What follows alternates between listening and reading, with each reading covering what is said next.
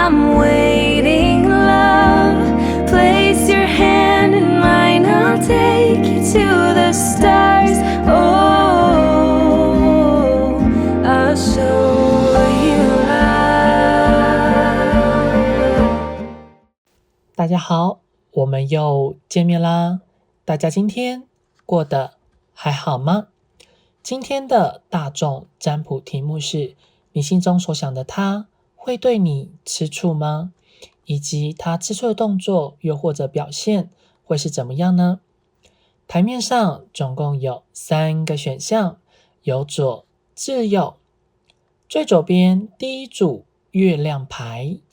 中间第2组魔术师，右边第3组力量牌。选择最有感觉的一组。如果还没有选择好的话，请先按暂停。如果已经选择好的话，我们来继续往下看，宇宙透过塔罗牌中所想要带给予你们什么样的讯息呢？我们来看到选到最左边第一组月亮牌组的朋友，那么在塔罗牌中，我们可以感觉得到，在你们目前的相处的情况之下的话，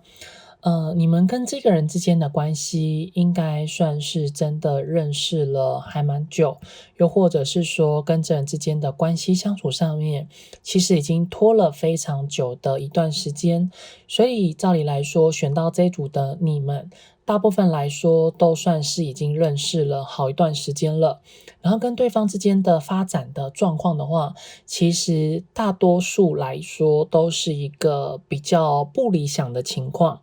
如果说你们现在已经相处了很久一段时间，但是关系的相处上面是没有发生一些让你们觉得可能比较错愕，或者是说让你们觉得没有不开心的事情的话，那么其实接下来你们的状况，接下来可能真的就会发生到让你们觉得是有非常错愕，或者是难以接受，或者是非常难过的这样的一个事件，是开始慢慢的会发生的。那如果说你们是刚开始认识人的话，你们之间其实你会感觉到跟这人之间的相处上来说，在2个人都能够面对面相处的情况下，是比较能够感受得到对方他是有在乎着你们，或者说对方他是很专注着跟你们之间相处。你会感觉到这个人他好像把很多的心思都放在你们身上，但是当你们俩之间分开来之后，你们反而会很想很多，或者说你们开始渐渐觉得这个人好像怎么有一种忽冷忽热的感觉。可是当你细细想过之后，这个忽冷忽热比较多是在于当两之间真的是没有在实际上面对面，只是在各自忙各自生活的时候，就好像仿佛两之间就是一个陌路人，或者是说就只是一个认识的朋友的关系，就是没有到那么的要好，或者说比较没有办法完全掌握得到对方的行踪，或者说对方的动态。那另外一部分呢，就是你们如果说都就是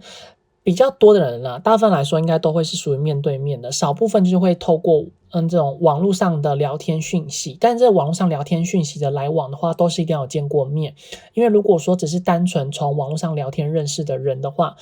你们这段关系基本上很快就会结束，也不太会选到这一组。如果说真的有选的话，会建议你们可能要选择其他组会比较好，或者除非是你们接下来可能过一段日子你们就会约见面了，那个也会有可能会选到这一组，那你们就可以当做参考。但如果说你们真的都还没有见到彼此，然后又比较少在网络上联络的话，甚至你们之后也还没有打算要见面的这个部分，其实就真的比较不适合你们。因为其实在选到这组的话，你们其实大部分来说会觉得面对说这段关系，你们其实心里面会有一种莫名的压力。这个莫名的压力的话，有一部分人是来自于自己过往的感情经验之中，其实你非常渴望感情，非常渴望爱情，非常渴望遇到一个了解你或者是说喜欢你的人。那刚好这个人其实算是有勾引到有吸引到你的兴趣，或者说吸引到你可能会想要去面对这个人。可是当真的跟他相处的那个当下，其实你有时候会有点紧张，或者说你会比较算是过度的看重，或者说过度的重视你自己的表现，所以你其实跟他相处过程其实会觉得有种那种不自在的感觉。所以相处的时候，你们之间就很难可以往上发展，因为你是用一个包装好的样子跟他相处，那当然其实对方也都会感受得到。那其实对方所给予你的一些的回应跟态度的话，也会让你觉得其实关系里面的发展是属于在一个比较保守的状态，就比较难以可以往下发展的这样一个趋势。所以其实关系里面就会呈现出像这样子感情里面比较难以继续往下延续的可能性。那如果说是就说你们并不是属于那种感情有受过创伤，只是单纯你可能跟这人相处的情况之下的话，有时候对方的一些的行为跟动作，他的反应会让你觉得蛮错愕的，或者是跟你原本所期待是不相符的，所以反而让你在看待或者说再去面对说这段关系的时候，你就会没有办法用有更多的那种美好的想象去面对对方，你反而会一直抱持着是不是有一天我会被对方给抛弃，还是说有一天对方就会不理我了，还是有一天对方好像其实就不是那么喜欢我了，等等之类的这种想法会一直在你脑海里面不断盘旋。就是在关系里面的话，两间相处其实经常会有一些摩擦，或者是说会常常发生跟原本期待是不相符的，其实对方也是相同的情形，就是两间相处的话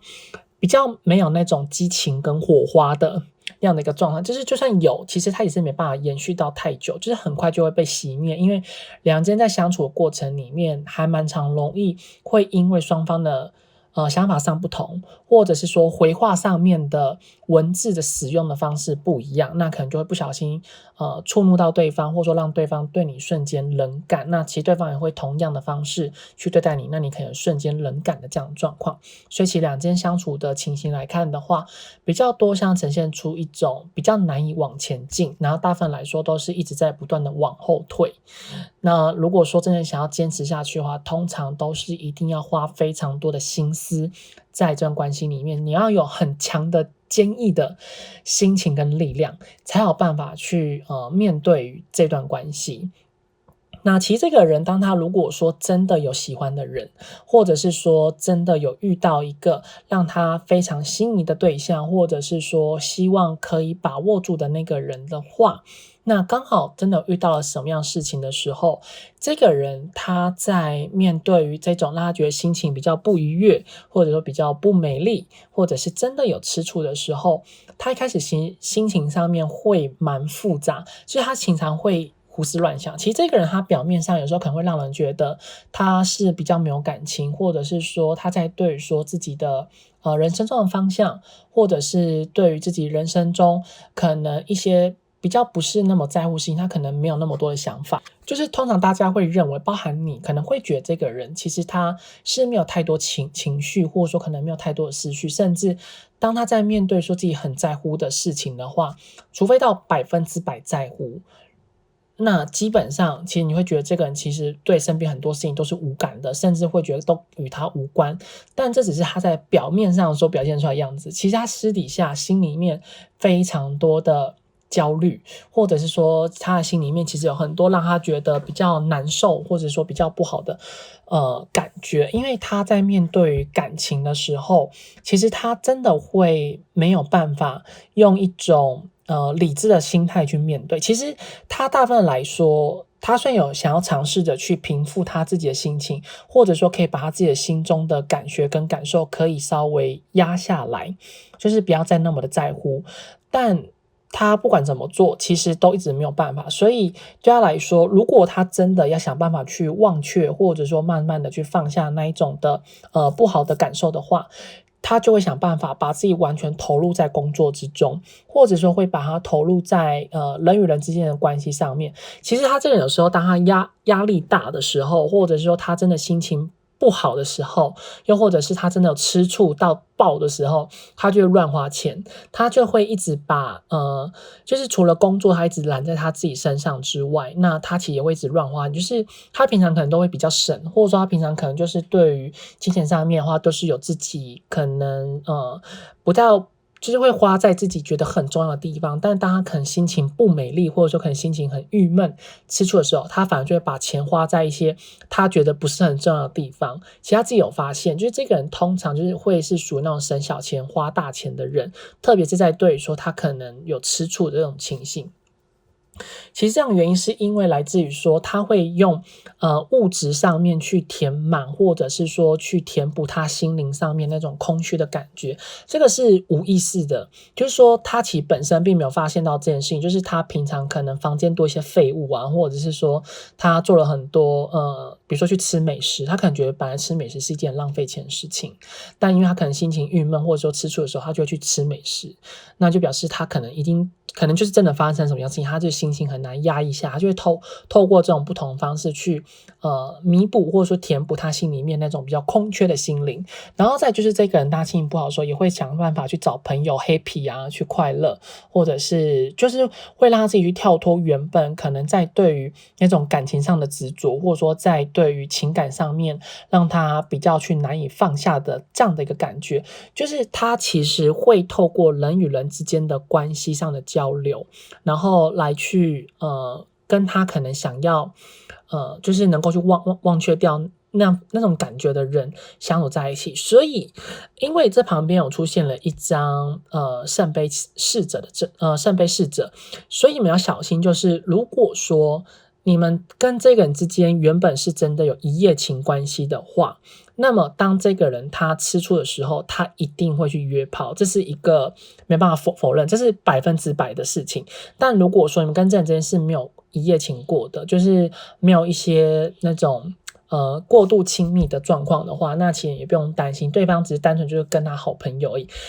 了不起比较多就是可能会有多一点暧昧的对象，就是可能会去多认识暧昧的人，就是说这个人会比较透过另外一种情感的方式，然后来去宣泄，或者说来去排解他心里那一种吃醋的感觉。那这个只是就是说在对于有多了暧昧的暧昧的人的话，这是没有到那么就是属于少部分啦，所以你不用太担心。大部分来说，这人都只是会找朋友去聚在一起，就是找那种非常信任的，他会可能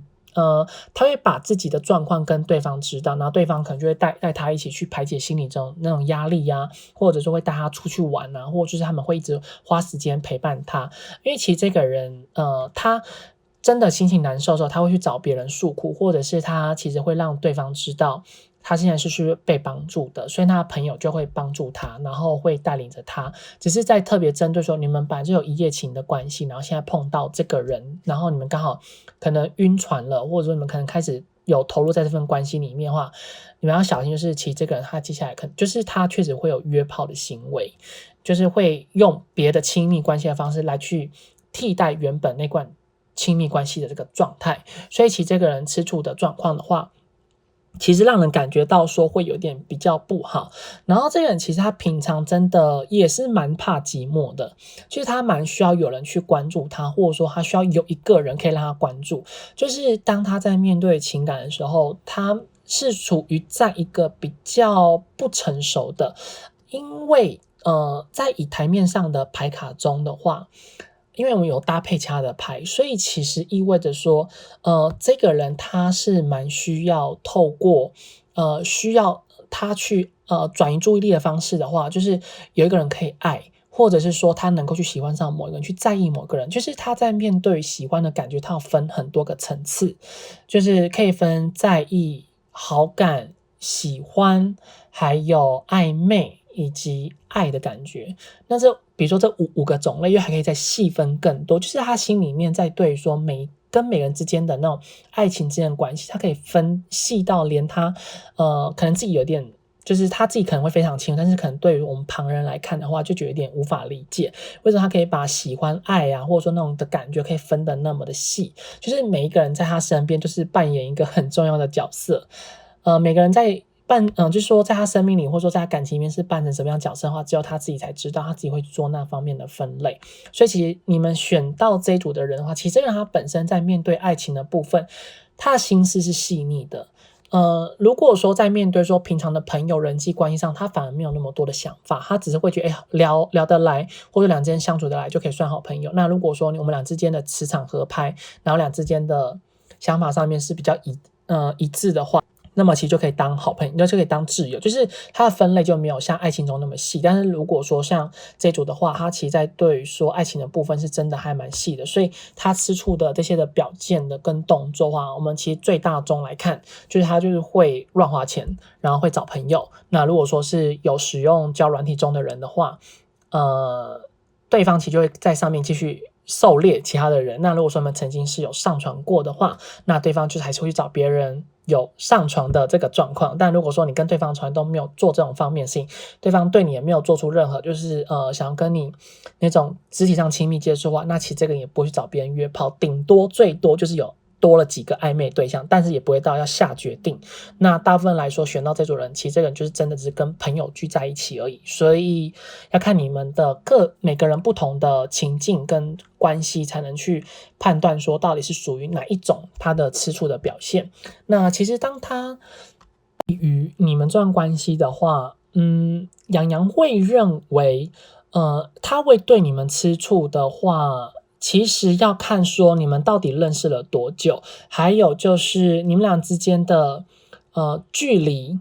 或者是说你们在相处的状况，其实会影响到底这个人会不会对你吃醋。因为这个排众讯息的话，分的还蛮细的。好，那怎样先以最大宗来看的话，就是以大方向来说，其实这个人他在对待你们之间的关系的话，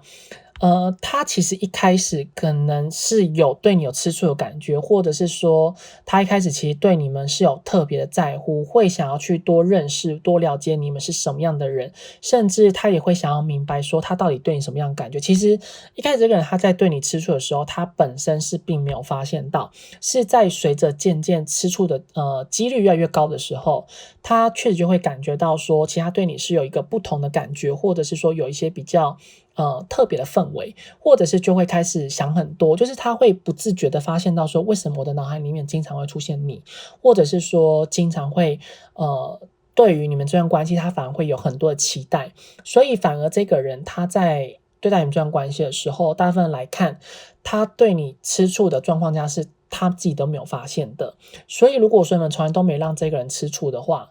就是你们都只可能有跟他报备行踪啊，或者说可能你们都有跟别人保持距离啊，或者是你们都有让对方明白知道说你们的心意的话，就很难可以去体验得到对方到底有没有吃醋你这件事情。因为其实因为以牌面上看，就是你们在这个人心目中其实算是一个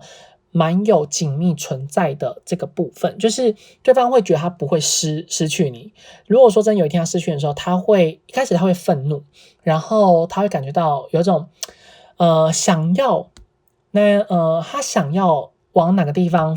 就是那种情绪上的发泄，或者说想要往哪个地方不满，就是可能会找很多事情做迁怒，但他没有发现，直到真正他好像觉得他失去你的话，那么他就会发现到说，其他的情绪好像被你带着走，他就会觉得，他好像会对于你们之间的关系，对于你会有吃醋的情形，这是一个比较大方向的这个状况。那我们细分的话，就是如果说这段关系里面一直都呈现出在一个分分合合的话，一开始对方确实会对你有吃醋，但是等到这种分分合合可能大约到3-4次以上的话，这段关系接下来对方就不会对你们吃醋，他会觉得就随便你。所以选到这种的你们，其实在要用吃醋的方式来去让对方表现出说他到底有多，来去验证，或者说来去发掘对方到底有多喜欢你这件事情的话，你们3-4次以上，或是更多次以上，你们会觉得对方越来越不爱你，他越来越不去重视你们，因为你们用错方式。因为其实他在对待感情本来就不喜欢是那种就是被玩耍，就是说被捉弄感觉，他会觉得心里其实还蛮受伤，甚至会觉得自己好像就是一个被欺骗的那种的感觉。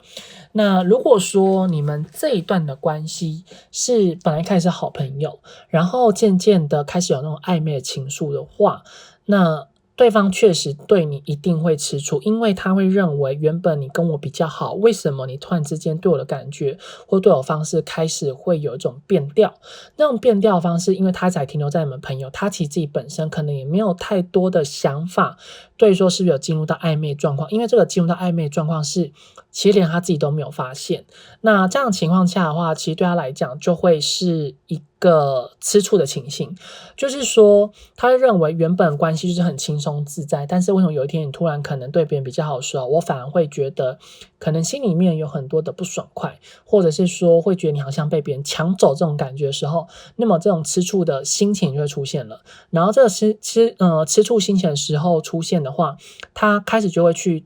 探索一下他到底对你的感觉是什么。那这时候一开始他会先否决对你的感觉，对你的喜欢。那等到有第二次的时候，真的这第二次是真的不小心发生的时候，那他就会发现其实他对你是有好感的，他可能就会喜欢上你，或者说他开始就会发觉到自己对你的心意。那其实对你们的关系来说，算是以退为进的方式在经营，这是另外一个的情况。那如果说你们可能真的刚认识不久的话，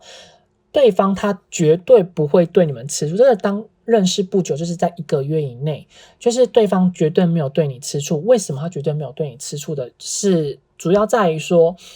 对于这段关系的发展的话，其实那个根基是不稳的，所以就算真的有发生到说你可能跟谁比较好，或者说你可能有点故意冷落他，或者是你可能做出一些什么样的行为跟动作的时候，他反而会认为你是不是在告诉他你们之间是不适合的。所以因此在关系里面的话，和这人相处其实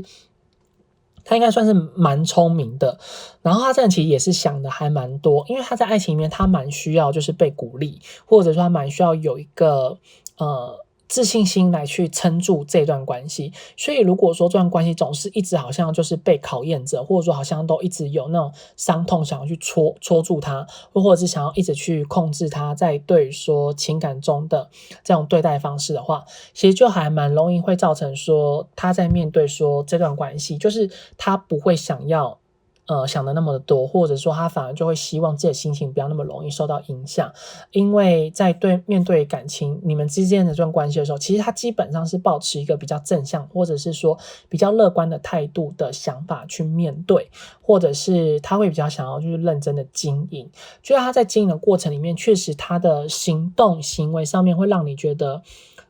很多质疑的地方，或者你会觉得对方到底是真的有在意我。因为从台面上看，就是其实对方他是确实是有在意你，只是他在意的方式是不一样的。他在意的方式是属于比较笨拙的，或者是说他其实也不太知道说到底要怎么跟可能自己有好感的人，或者说自己比较在意的那个人相处。他这人在面对爱情的时候，他是属于比较后知后觉的，他是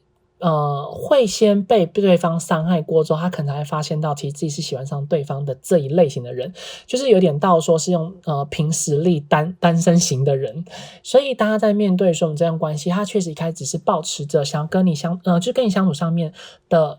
感觉是属于好的，或者说感觉上面是属于比较轻松自在的。那但这时候他就会去蛮喜欢这种相处的氛围，或者是说这种相处上面的感受。那当关系之中真的有发生到什么时候，其实他也不容易会发现，或者是他都是真的等到他要深思熟虑之后才会有可能关系往下一步走。所以至少唯一可以确定就是对方面对于你们的时候，他是还蛮喜欢跟你们相处在一起，又或者是跟你们相处过程里面的话，他是觉得比较轻松自在的。所以选到这组的你们千万记得不要用试探的方式，或者是说不要用吃醋的方式来去证明对方到底有多喜欢你们。这样子的话，你们其实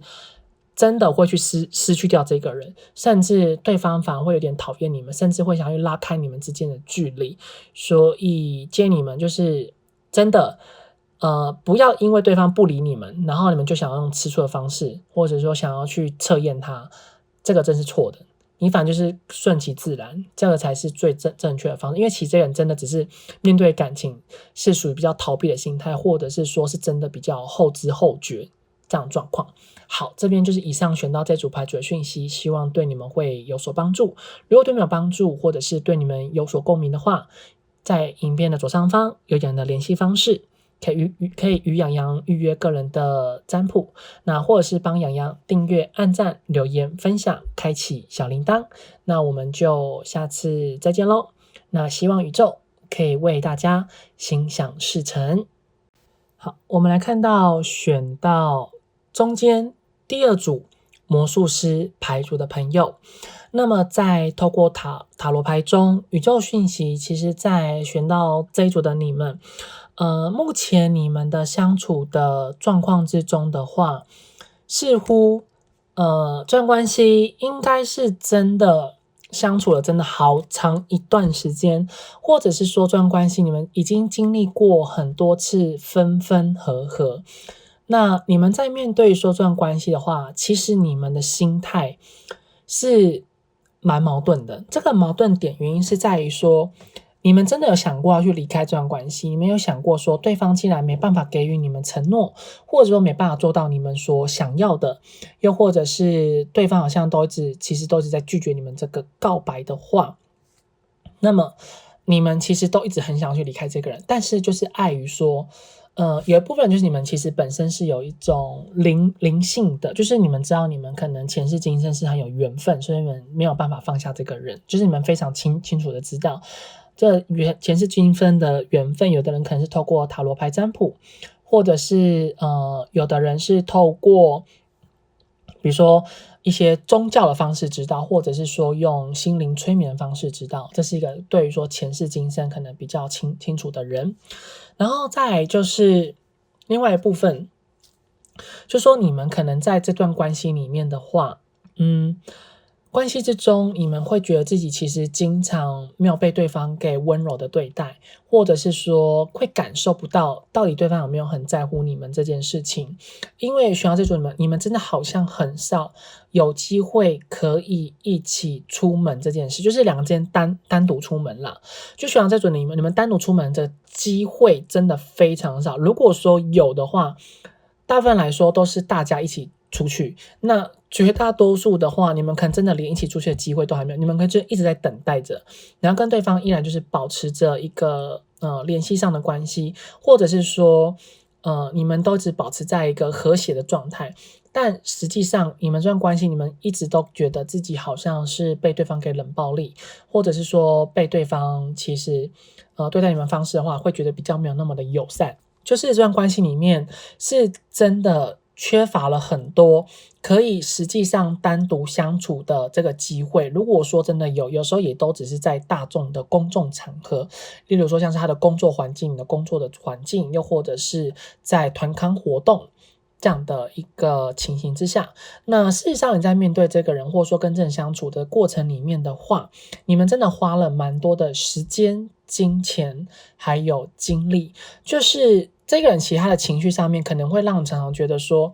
你不知道他到底在想什么，甚至你会觉得这个人跟你相处的过程里面，他没有用真心去对待你们。虽然他好像总是表现出一种我都有把真心跟你相处啊，或者说他要把自己的弱点或者说自己不好的那一面让你知道，但是你的直觉告诉你说没有，不可能，或是他有隐藏了什么。这个并不是说他欺骗你，而是他一定有漏讲了什么，就是你们直觉真的还蛮准的，所以你会觉得其实这个人在面对你的时候，你就一直觉得好像都一直看不见的城墙挡在你们中间，所以你会觉得关系其实为什么很难发展，原因就是在于其实你们心里非常清楚知道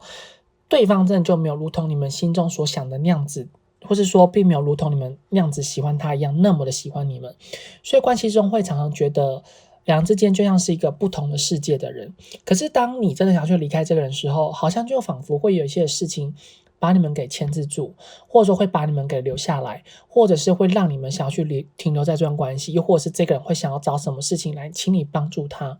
就会仿佛有一种被世界或说被宇宙给牵制着，就是故意不要让你离开。所以反面对说这段关系，其实你们一直以来都可能有想过很多次，自己是不是真的要放下，还是说自己是不是真的不要再去想着这个人呢，还是说就真的要决定离开这个人。但是总是会发生很多事情的时候，把你们两个就是让两之间关系又继续圈在一起。所以关系之中的话，你们很常问你们自己到底要如何才有办法狠下心来离开他，我到底什么时候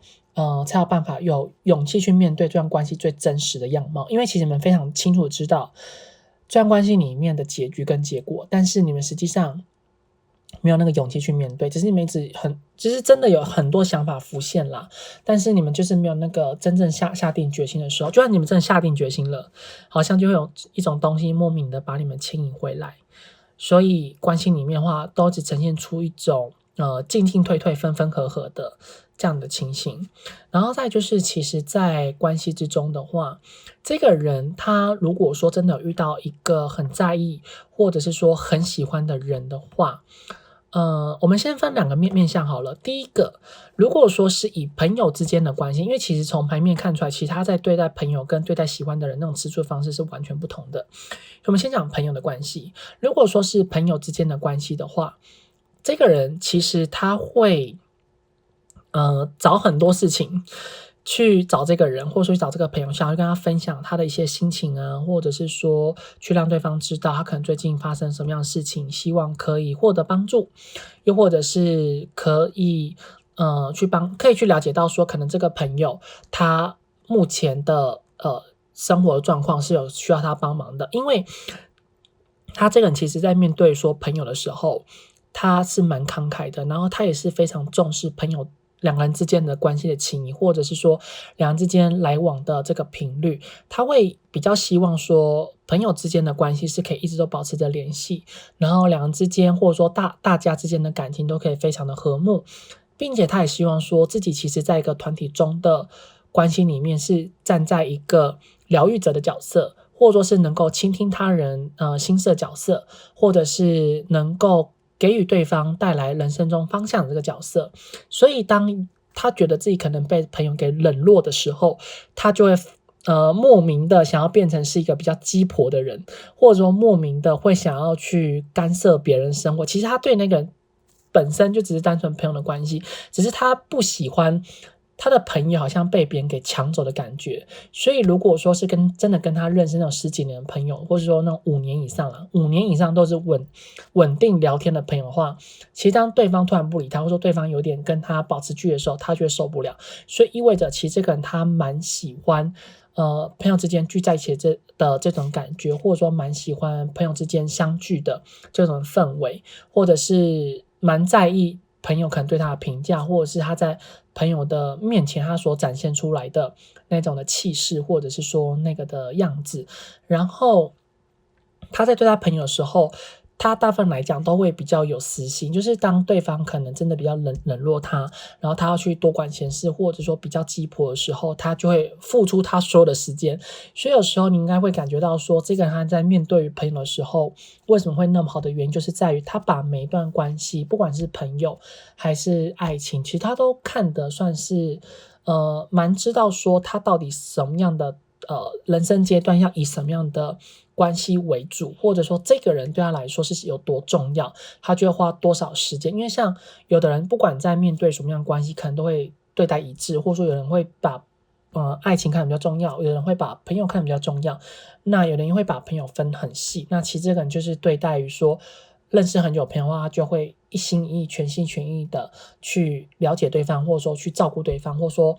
给予对方帮助跟协助。那这时候当他觉得自己可能被冷落的时候，他就会想要去争取回这段友谊的关系，可以回到原本的热点。那如果说是稳定，应该说是爱情中关系的话，其实这个人他反而会有点像是说冷暴力，就反而会跟朋友之间的那种对待方式会完全不一样。就是说他就算不管多么去在意这个人，或者说他不管多么喜欢这个人，但他那个人是他所喜欢的人，或者是说他的另外一半的话，他确实真的会用以冷暴力的方式。其实他冷暴力的原因并不是在于说他是刻意的想要去冷暴力你，而是因为他不知道他要什么样的心情方式去面对，或者是说去对待这段关系，或者是他应该要如何去挽回这段关系。他是属于在一个比较困惑的，或者是说他也不知道自己到底应该要怎么办才好。所以反而在对于说关系之间的话，他会需要花更多的时间去沉淀，或者说去思考说究竟这段关系对他来说的意义到底是什么。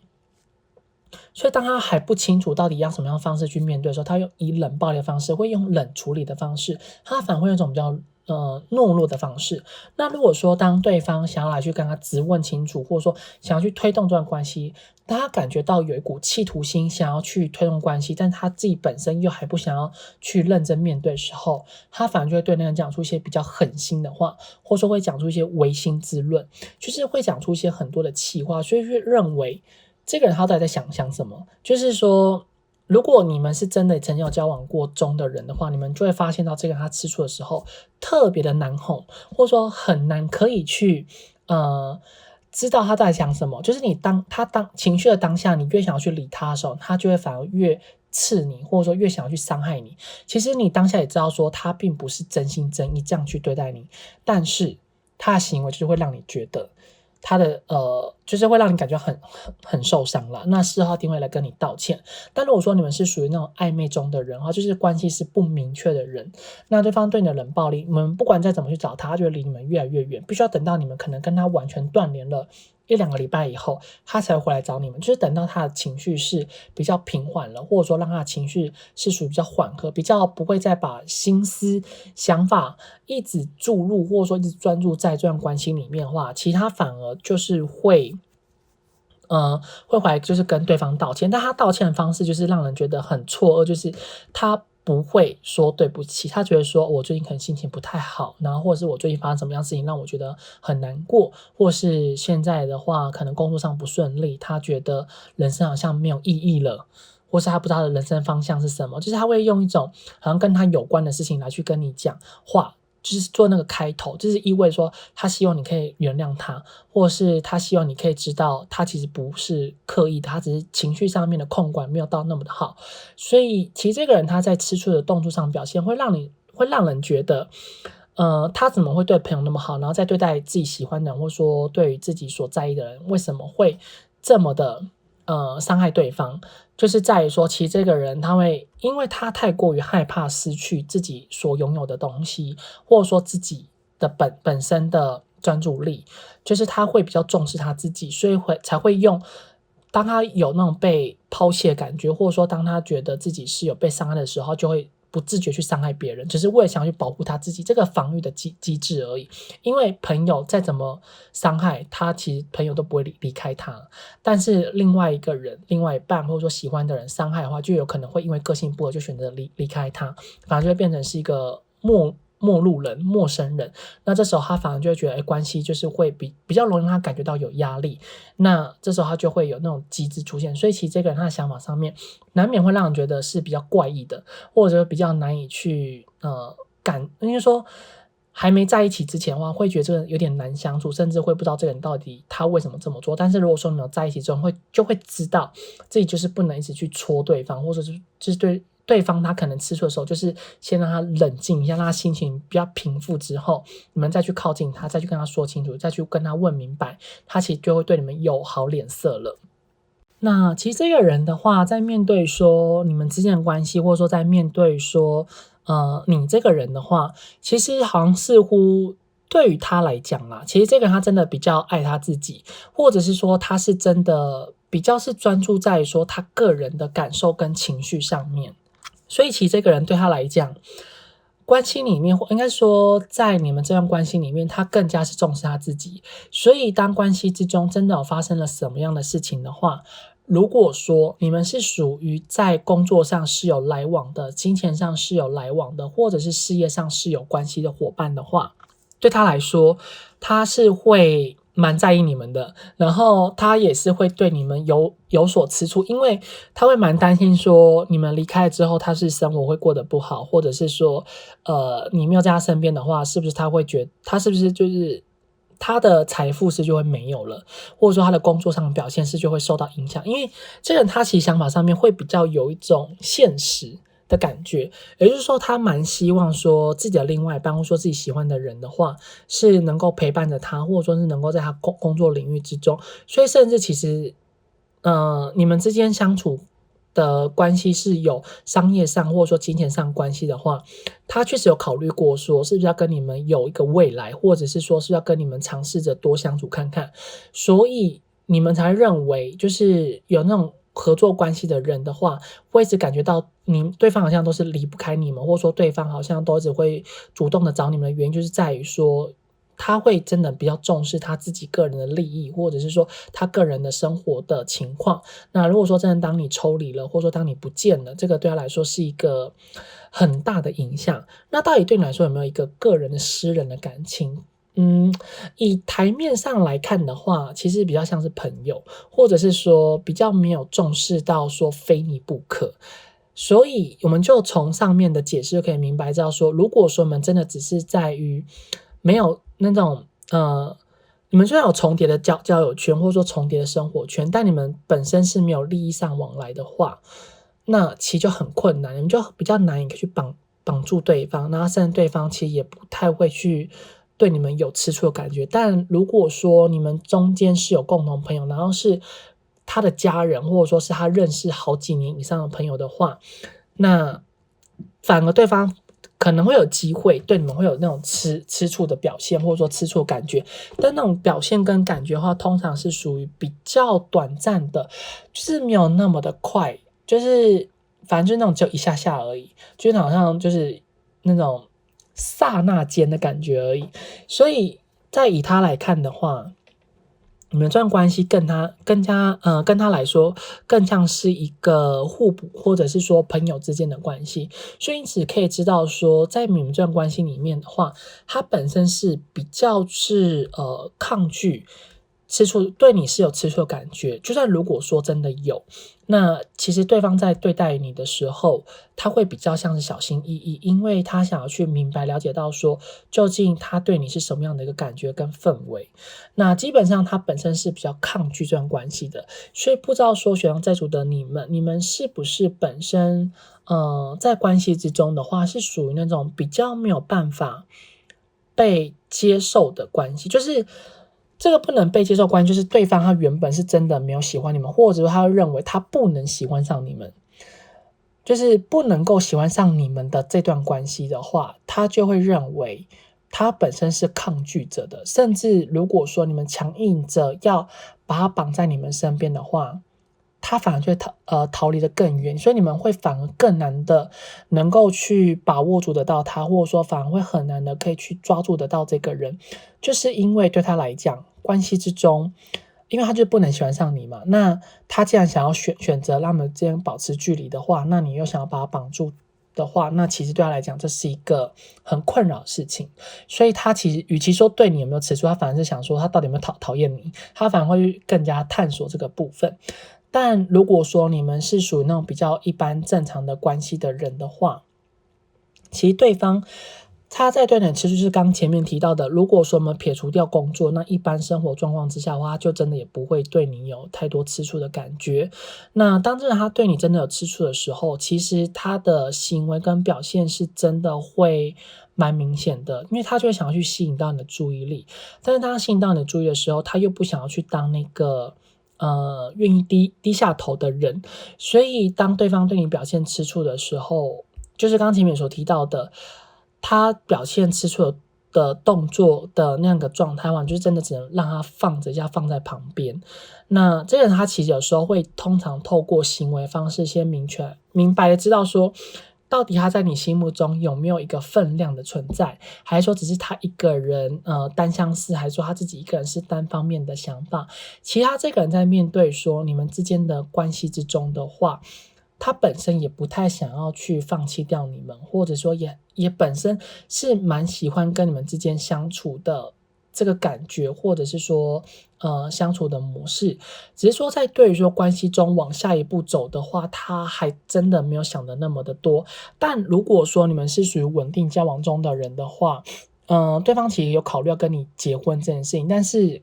决定还没有那么快，只是这个想法已经有萌生出来了。但如果说是暧昧中的人的话，对他来讲，其实他还没有想要关系进入那么快，所以如果说你可能想用吃醋的方式让他有发现到你是希望可以促进这段关系是有一个承诺出现的话，那你就完蛋了，因为他反而就会想要去逃离你，或者说想要去远离你，就算他再怎么喜欢你也是一样，因为他本身是喜欢去狩猎的，他不喜欢是被别人给狩猎的，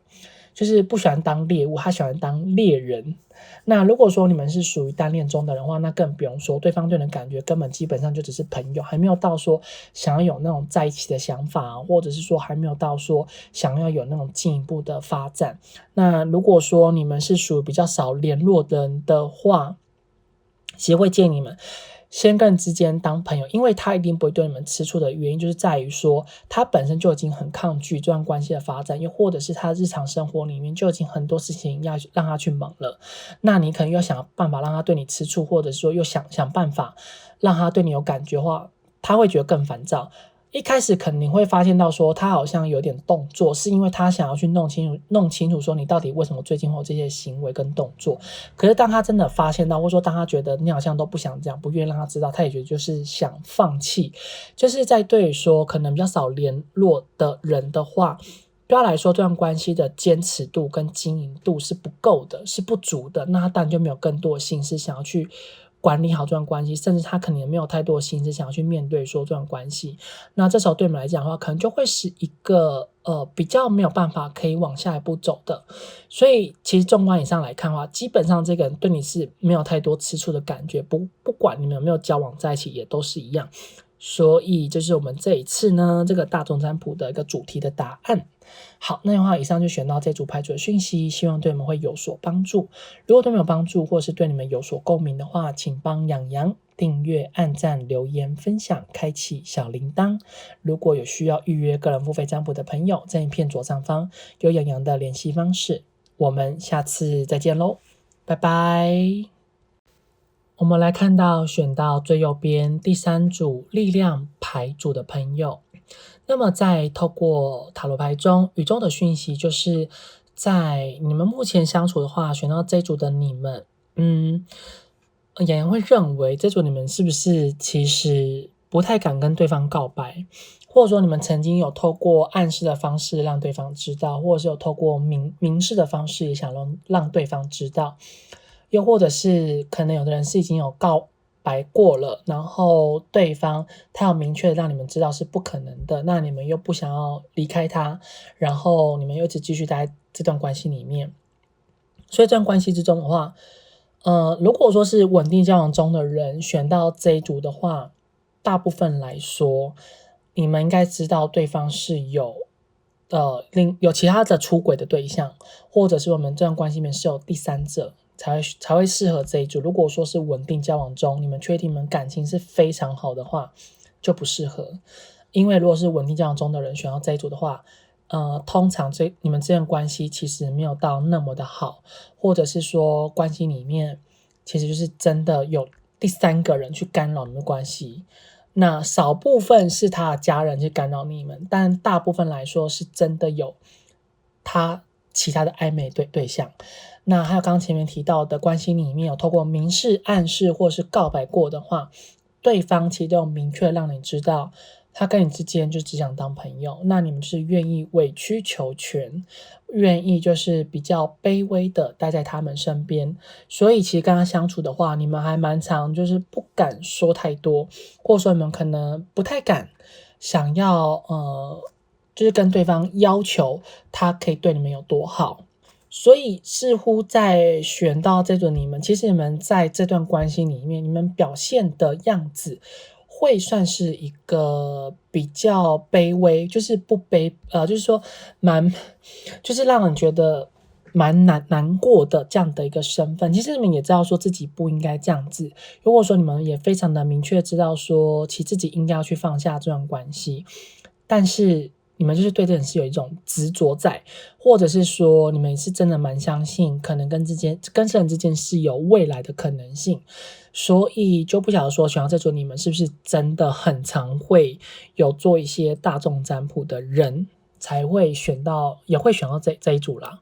就是在面对说关系的话，你们就有很多你们自己个人的执着的感情，就是你们其实有想办法练习自己就是要离开对方，但是就是没有办法。然后再就是这个人其实还蛮常会去一直戳伤你们，或者说会一直想办法透过很多种方式让你们知道他就是不会选择你，他就是不会爱你们，或者说他就是不会喜欢上你们，或者他就是没有想跟你们往一个更长远的方向走，就是没有想跟你们有一个稳定之间的关系，就是会希望说在这段关系里面的话，双方之间快乐开心就好，不快乐不开心就不要在一起。那你们就是会愿意就是可能当那个愿意放下你们自己的身份呢，或者说可能会把自己的情感放得比较低一点，就是会把隐藏非常起来，就是会让自己非常的卑微，会希望说可以待在这人身边，然后让这段关系是有个可能性。其实对你们来说，最想要就是明确知道这段关系在你的卑微的坚持之下，是会有个结果的出现，或者是说是不是两人之间就会有一个在一起的可能性。所以看来15选到这组的你们，就是就算你们可能真的想要去离开对方，但是也会因为对方会主动来找你们，或者说你们总是会不自觉的碰到对方，或者说我们之间的关系是比较难以切割的，所以就很常会一直又去陷入在这段关系里面。因为这段关系你们一开始对对方是没有感觉的，是对方营造出来那种暧昧的氛围，才让你们有不自觉投入。然后当你投入了之后，对方又离开了你们，所以其实对于说还没有交往在一起的你们，你会觉得其实是有点不公平的，因为你们真的很想要离开他很多次，但为什么每次就是你要离开的时候，他又做了什么，然后他又故意把你们绑在他身边，或者又故意制造出那种暧昧的氛围，又让你觉得好像自己是有可能，但实际上他根本就没有这么想。就会让人觉得他真的有点太过于自私，就是想要把你们绑在他身边的这样的一个状况。那再就是其实这个人他真的如果说他有对任何人吃醋，或者说他可能有吃醋上的一个动作的时候，这个人他本身呢会有一点首先第一个就是他可能会花比较多时间是在他的家人的身上，就是他会花很多的时间在他家人啊，或者说可能跟他比较要好的那些亲朋好友身上，就是他会花很多时间在他们的相处的时光里面。那最糟的，有可能就是这个人会去找另外一个人温存，或者是说他可能会找其他的暧昧对象，就是他这个人其实是蛮多情的，或者是说对他来讲，他不能没有爱，他可能可以没有你，但是他不能没有爱，这是在特别针对说已经交往中的人。那要是还没有交往的人的话，就是对他来讲，只要还没有在一起，任何人都是有可能的。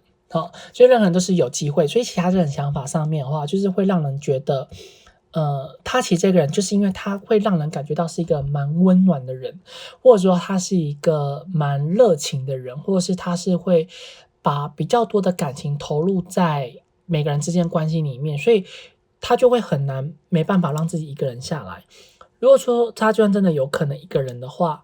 其实他还是一直想办法要有一个新的对象，或者说要有一个暧昧的，就是说他这个人蛮常会有很多的备胎，也不是说这个人他是真的很糟糕，只是单纯因为他这个人会不自觉的跟别人产生出一种暧昧的情愫，或者是说不自觉跟别人产生一种没有办法切断的这个关系，就是他很在乎他自己在别人眼中的样子，或者说他很在乎到底有没有人会去欣赏他，或者说有没有人会喜欢他，或者是有没有人会没有办法没有他。但是当有人表现出来说没有办法没有他的时候，他又不想要去对别人负责，或者说他又不想要去好好把握住这个得来不易的缘分，所以因此跟他相处的时候会觉得蛮累的。就是他有时候会蛮故意放电，或者说会蛮故意的想要跟别人有那种互相来往的机会跟可能性。他有点太过于有时候啦，他反而有点自信心过膨，所以就是他有时候就会想要用这种自信心，然后去吸引到很多人，让别人愿意为他就是掏心掏肺，或者说愿意都是放下自我，然后放下自己的尊严，然后只想为了跟他在一起这个部分，他其实蛮容易知道怎么做。所以这个人他如果说本身呢，你们要非常小心，如果说他是属于土象星座的人的话，他其实应该说土象跟风象星座的人的话，他其实会有比较不会去想要愿意伤害人，当他知道自己有去伤害到别人的时候，他就会制止他自己，就会停下来，就不会让别人再往下，就是说不会再去往下一步走。但如果说他本身是属于水象星座跟火象星座的人的话，那么就是他就会不自觉去伤害那个人，就会一直往下走，会一直去想要去利用那一个人，就会不自觉想要去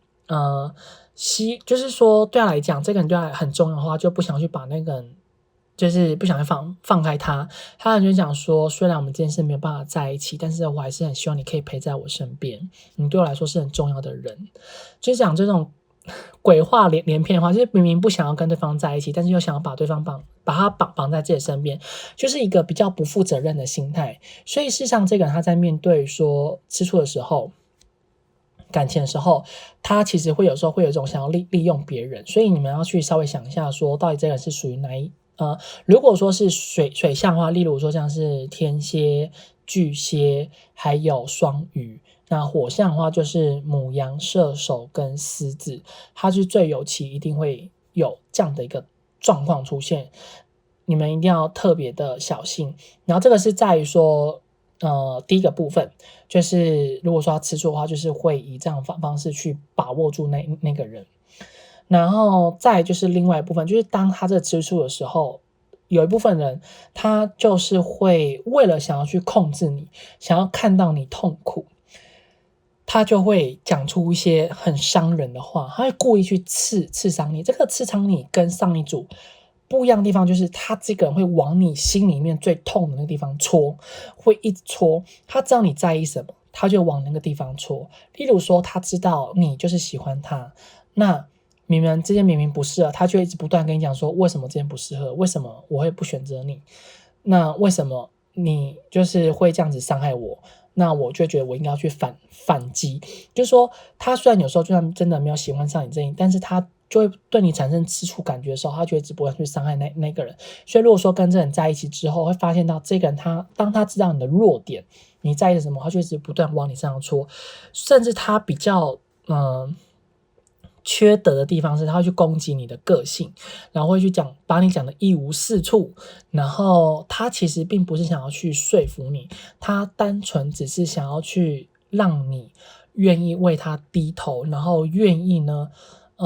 去跟他道歉，他单纯只是想要等你的道歉，才想要一直去刺伤你。如果说你一直不可能跟他道歉，或者说你一直想要跟他硬碰硬的话，其实这个人他知道你的弱点嘛，然后他就会一直想办法要去让你讲，就是让你很在意他说的每句话。所以他其实这个人应该算是蛮聪明的，因为他知道你的弱点什么，然后就一直往那个你心里最痛的那个地方戳，然后一直让你觉得很痛苦。所以他这个人在吃醋的时候真的蛮可怕的，就是他会利用别人的那个人性的弱点，然后去伤害那一个人。其实他自己是有一种不自觉的感觉，因为他自我的防卫机制，他会认为说那么多人要我，或者是说别人也很在乎我，很喜欢我，你凭什么来去伤害我？或者说你凭什么要让我去对你这段关系吃醋？我应该是你要来就是跟我道歉呢，你应该要让我感觉很安心啊，你怎么可以让我感觉到痛苦呢？所以他通常不管你平常对他有多好，或者说你平常为了他这个人做了多少事情，但是当他感觉到不愉快，或者说当他感觉到自己的尊严是有被侵犯的时候，那么他就会不顾一切的，或者说会毫无意识的一直去伤害这个人，然后或者一直去让对方感觉到很痛苦。那这个人最尤其是在他心情不好的时候，他更容易会有这种的感觉，或者说会有更容易这些的行为。所以其实这个人真的要小心点，他有点可怕，就是他算是说会城府还蛮深，然后也非常的知道说到底对方他的痛点到底在哪里，所以非常小心这个人。那么这个人如果说他对你们到底会不会有那种吃醋的话，首先要符合几个条件。第一个就是你们之间的关系不是同事，要不然就是要有那种利益上的关系，就是一定要其中就两个字里面一定要其中一个，就是你们一定要很明确的是有跟钱有关的事情，或者说财务上有关的事情，才会能够有那种让对方对你们有所在乎，或者说让对方好像非你不可这样的一个状态。那例如说有的人可能是有帮他做投资啊，或者是说会想要帮助他财富变更好这种之类的，这是第一个条件。第二条件就是你们必须要认识那种好几年以上，这种好几年的话，必须是要都一直有稳定的维持在，比如说同事之间，就是可能要维持同事关系2年以上。那如果说是跟钱有关的话，必须要也是2年以上，就是应该说都要两年以上啦。两年内之间都没有分分合合哦，都是一直都保持在联系的状况哦。有符合这2个条件的人的话，对方对你一定会有吃醋。但如果说除了这2个条件以外的人的话，对方100%不会对你们有所吃醋，这是你们要特别留意的地方的原因，就是他对你们没有吃醋的这个，你们会觉得不准。你们现在当然觉得怎么可能？他对我一定有，他明明就是很在乎我，他明明就是刚洋洋前面讲到的，他都有做到啊。为什么会觉得不准的原因是在于说，他这个人其实蛮城府还蛮深，然后他其实会蛮注重说每个人之间的关系，所以就是说在2年以内的人的话，他为什么还是会对人表现出那样的一个状态的原因，就是在于说他觉得你们是有利可图，但是你们可能比较小气啦，或者你们可能就是把自己管得比较严谨一点，或者是说你们可能对于说自己的感受上面来看的话，对他来讲，你们是还蛮有机会，可能可以继续认识下去的话，就是他觉得在你们身上是可以得到一点什么东西的时候，或者说你们本身是还有利益价值的话，那么他还是会希望觉得用这种方式可以把你们绑在他身边，但实际上他并没有对你们吃醋，就是他对待你们的感觉真的比较像是朋友，或者是说是真的想要跟你们是长久稳定的关系。这个稳定关系并不是恋爱哦，是真的他没有爱你们，就真的是把你们当成是一个还不错的朋友，或者说是可以值得认识下去的人，他就会表现出那样子，因为他知道你喜欢他，他知道你是在乎他，他也知道你是一个很聪明的人，所以呢，他就会透过这种方式想要把你们绑在他身边，他想要透过这种情绪上的勒索，想要把你们留在他身边。所以其实这个人他算是蛮自私的，但是他又很明确知道说他是不可能喜欢上你们，他也不可能对你们有好感，那他也不可能因为你们痛苦而他也痛苦，他又真的只是单纯想要利用你们。就是在这个不符合那个2个条件的人，他对你们就真的没有吃醋，他是故意让你们感觉到他对你们是有吃醋的。所以学长在座你们真的要非常小心，就是这个人他有点太聪明了，他去利用每个人对他的情感，然后会在这个情感中徘徊盘旋，然后他也会有很多的备胎，所以其实这个人他也蛮容易会无缝接轨的去找另外一个人谈感情的原因就是在这里，所以要非常留意跟小心，就是这一个人他在面对感情的话，并不是说他很花心，只是他会很需要爱，他很需要别人陪伴着他，他很需要有人可以帮助得到他，所以当这个人他年纪越大的时候，他的这些行为会越明显，他会越容易去利用别人。因为这个人他年纪越大，他反而会对钱越焦虑，或者是说他会越看重自己的财富的状况。所以如果说你自己本身是很有钱的人，或者说本身是经济状况比较好的人的话，洋洋会劝你们趁你们现在有办法抽离的时候赶快抽离，因为这个人他在面对说你们之间的感情，他就是真的没有在乎你们。这个人其实他当真的遇到喜欢的人的时候，他会非常的在乎，他也会做很多事情，但是不偏不倚，这组的人你们大部分来说他对你们真的是没有太特别的感觉，他就真的是单纯利用你们，觉得让你们感觉到他是对你们有吃醋，但实际上他是真的没有。好，那如果说是有符合这2个条件的人的话，他对你们吃醋的再来一个重点就是他会让你们感觉到说你们找不太到他，甚至他会用透过让你们找不到的方式来去激起你们能够去吃醋的这个事情，或者是说能够让你们知道其实他是对你们这段关系他是有所疑虑的，或者是说他是非常的在乎的。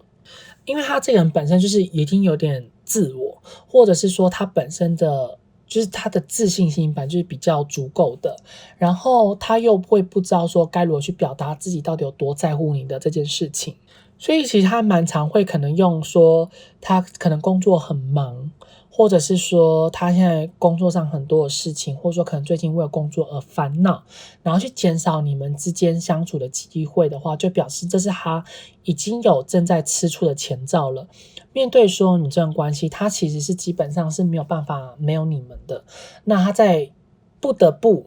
让你感觉到他是没有你们的这种的氛围，他因为拉不下脸来，又想让你们知道他很吃醋，那么这时候他就会用这种方式让你们明确的知道说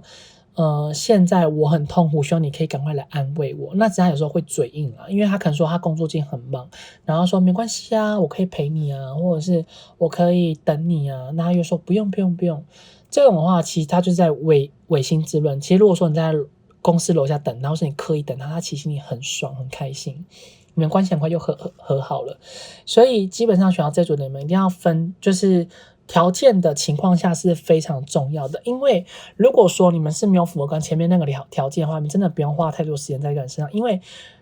这个人他会其实他还算是有良心啦，因为以台面上来看的话，他可能一开始会想要骗你们的钱，或者说会想要利用你们的时间，利用你们的金钱来去帮助他自己。但其实时间久之后，他其实会良心发现，他反而就是觉得好像不应该再继续这么做下去了，那就会让你们之间就是稍微慢慢的有距离拉开。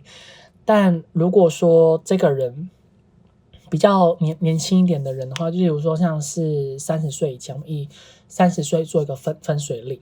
那30岁以前的人他是不成熟的话，那其实他就会用一种刚前面提到的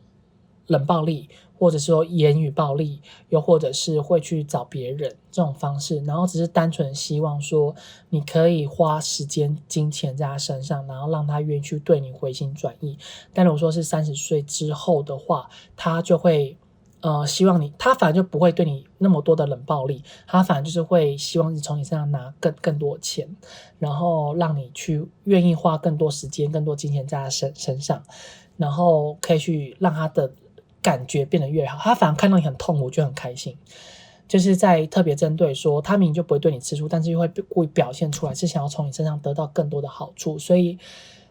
这组的你们，对方的城府真的有点深，所以你们真的要考虑一下，就是到底你这里真的有没有很喜欢这个人。如果说你真的对这个人还好的话，你们真的一定要把握住好你们自己的底线。其实如果说想要这组的你们都只有把握住你们底线的话，他后面其实会不攻自破，你们就会看出说他的一些的伎俩，甚至他就会让你们知道他的心思，你们觉得哇，当初没这么做太好了。但如果说你们都一直委曲求全在他身边，其实时间久了之后，当你们真的一无所有的时候，对方就是会一脚把你们踢开，然后他真的不太会去顾虑到你们的心情。所以这个只是特别针对说在你们这段关系，并不是说这个他对待每个人都是一样，你们要稍微分清楚一下，你们是主要是针对在于说他到底会对你们吃醋的这个部分。因为这段关系里面的话，看起来是这个人他是真的比较现实主义为导向，所以关系里面就会比较常的让你们感觉到说对方他是真的有点太过于以自我为中心了，所以我们要稍微留意一下。好，这边的话就以上选到这组牌组的讯息，希望对你们会有所帮助。如果对你们有帮助，或者是对你们有所共鸣的话，请帮洋洋订阅、按赞、留言、分享、开启小铃铛。如果有需要预约个人付费占卜的朋友，在影片左上方有洋洋的联系方式。我们下次再见喽，拜拜。